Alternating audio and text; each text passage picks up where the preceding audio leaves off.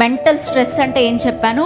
ఆలోచనల ద్వారా మనము బాధింపబడతాం. రకరకాల ఆలోచనలు, రకరకాల తలంపులు, భవిష్యత్తు గురించి ఆలోచన, ఫ్యామిలీ గురించి ఆలోచన. ఈ ఆలోచనలన్నిటిలో సమాధానం ఉండాలంటే ఏం చేయాలో తెలుసా అండి? మీకు రకరకాల ఆలోచనలు వచ్చేస్తున్నాయి. సడన్గా మెంటల్ స్ట్రెస్ వస్తుంది, సడన్గా బాధ వచ్చేస్తుంది.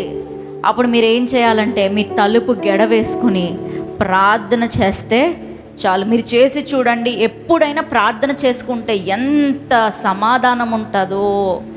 మానసిక ఒత్తిడి నుంచి బయటపడాలంటే నేను స్లీపింగ్ టాబ్లెట్ వేసుకోండి అని చెప్పను, కానీ మీరు చేయాల్సిన ఇంపార్టెంట్ విషయం ఏంటంటే spend time with God. Hallelujah.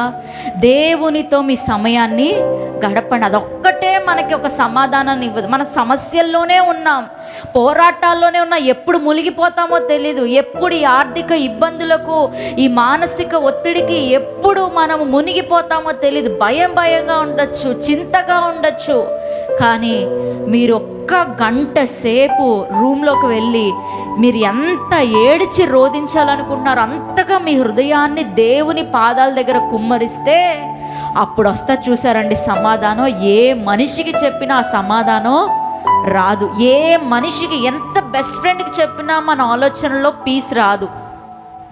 Only దేవుడే ఆ సమాధానాన్ని ఇవ్వగలడు. అందుకనే అపోస్తలుడైన పౌలు ఫిలిప్పీ సంఘంతో అంటున్నాడు, మీ ప్రతి ప్రార్థన అవసరత ఎలా చెప్పండి? దేవునికి విజ్ఞాపన చేస్తూ కృతజ్ఞతాస్తులు చెల్లిస్తూ చెప్పండి, అప్పుడు సమాధానము కలుగుతుంది. హల్లెలూయా.